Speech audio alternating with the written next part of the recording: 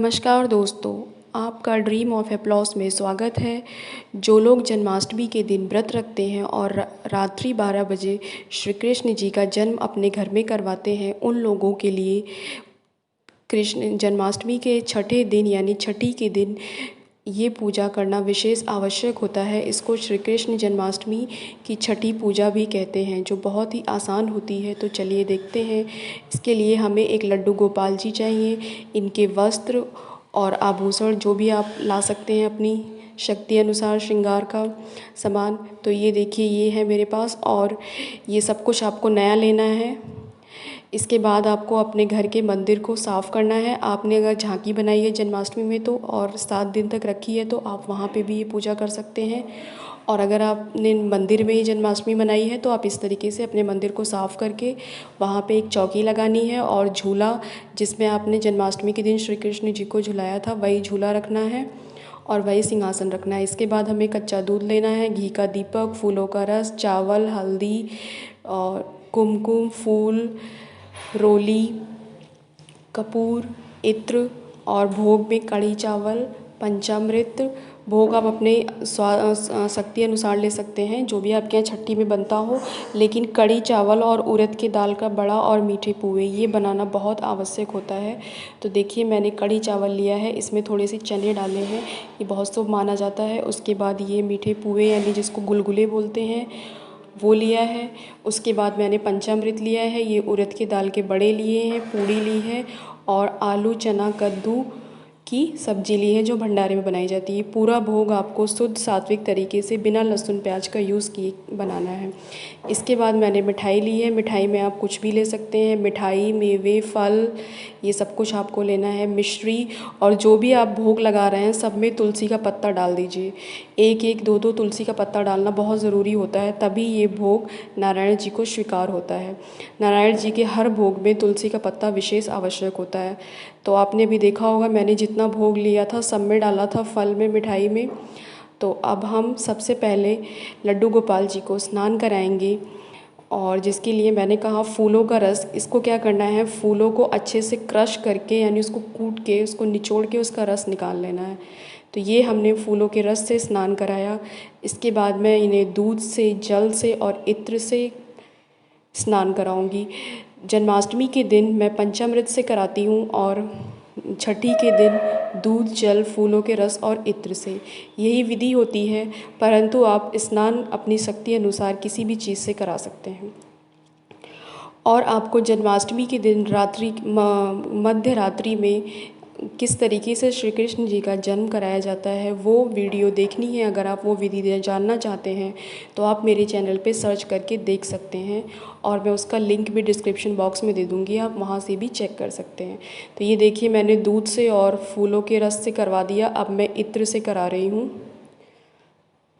ये इत्र है जिसको अष्टगंध बोलते हैं, ये पूजा की दुकान पे आपको आराम से मिल जाएगा। और गंगा जल से करा दिया था, ये हो गया। अब ये जो पानी है इसको आपको किसी पौधे में डाल देना है, तुलसी के पौधे में नहीं डालना है, बाकी आप मिट्टी में या फिर किसी पेड़ के नीचे डाल सकते हैं। तो ये इसके बाद हमें तुलसी के पत्ते से, फूल से या फिर रुई से, किसी मुलायम चीज़ से भगवान जी को बहुत अच्छे से पोंछना है, क्योंकि ये थोड़ा सा इनके ऊपर चिकनाई टाइप की आ जाती है, तो वो सब आपको अच्छे से पोंछ देना है। और उसके बाद इन्हें वस्त्र पहनाने हैं और इनका श्रृंगार करना है। ये पूजा बहुत ही साधारण होती है, लेकिन इसको करना बहुत ज़रूरी होता है, क्योंकि छठी की पूजा करने से ही हमारा जो व्रत होता है जन्माष्टमी वाला वो संपूर्ण माना जाता है और उसका हमें पूर्ण फल मिलता है। तो इसमें करना ही क्या है, जैसे रोज़ हम लोग पूजा करते हैं वैसे ही करना। और भोग में अगर आप उतना चीज़ नहीं बनाना चाहते तो कढ़ी चावल बहुत शुभ माना जाता है छठी में। वो तो भारतवर्ष के हमें लगता है हर राज्य में ही बनता होगा छठी के दिन, तो वो आप ज़रूर बना लीजिए। और बाकी आप अपनी यथाशक्ति अनुसार कुछ भी बना सकते हैं।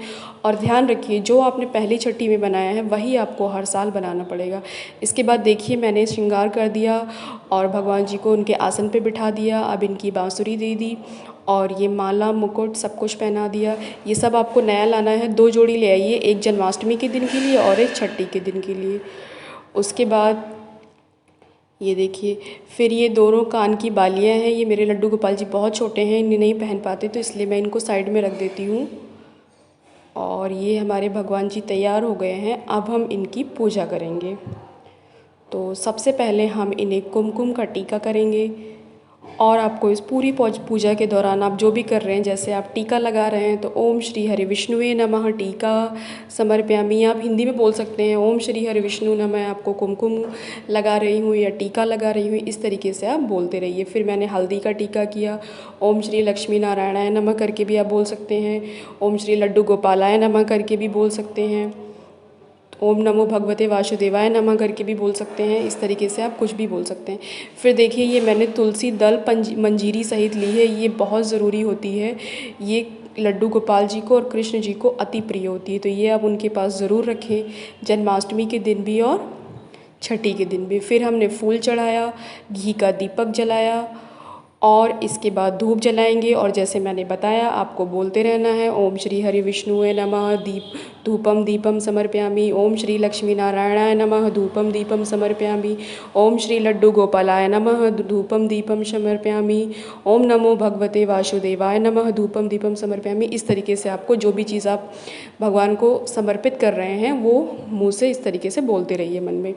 इसके बाद हम इन्हें पंचामृत का भोग लगाएंगे और ये भोग आपको पहले लड्डू गोपाल जी को लगाना है, उसके बाद आपके मंदिर में जितने भी देवी देवता हैं सबको भी समर्पित करना है। तो ये देखिए हमने लगा दिया। अब मैं कढ़ी चावल का भोग लगाऊंगी और कढ़ी चावल में आप थोड़ा सा चना ज़रूर डालें, ये बहुत ही शुभ माना जाता है। आप भगवान के लिए कोई भी भोग बनाते हैं, चाहे नवरात्रि का हो, चाहे ये जन्माष्टमी का हो या कोई भी भोग हो, उसमें चना थोड़ा सा ज़रूर डालिएगा। इसके बाद देखिए हमने जो ये भंडारे वाली सब्ज़ी बनाई थी, इसको पूड़ी के साथ भोग लगाएंगे। और इस पूरे खाने में मैंने बिल्कुल भी लहसुन प्याज का यूज़ नहीं किया है। अगर आप ये भोग की थाली का वीडियो देखना चाहते हैं तो आप मुझे नीचे कमेंट कर सकते हैं और मैं आपको बना के दिखा दूँगी। फिर देखिए ये मैंने उड़द की दाल के बड़े बनाए हैं। आपके यहाँ जो भी छठी में बनता है आप बना सकते हैं, मेरे यहाँ यही बनता है और विधि में भी यही लिखा है तो मैंने यही बनाया। फिर मैंने गुलगुले यानी मीठे पुए लगाए भोग।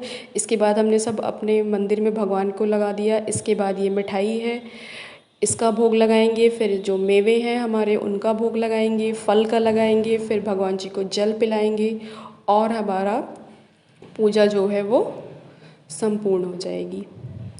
तो ये देखिए मैंने मिठाई का भोग लगाया। अब मैं एक एक करके जितने भी हमारे मेवे थे उसका भोग लगा दिया। भोग आप अपनी शक्ति के अनुसार कुछ भी लगा सकते हैं, ज़रूरी नहीं है कि जितना मैं दिखा रही हूँ इतना सब कुछ आपको करना हो।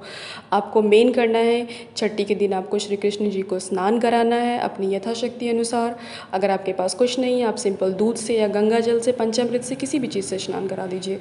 आपके पास आप ज़्यादा नहीं बना सकते, सिंपल कढ़ी चावल बना दीजिए और फल मिठाई का भोग लगा दीजिए।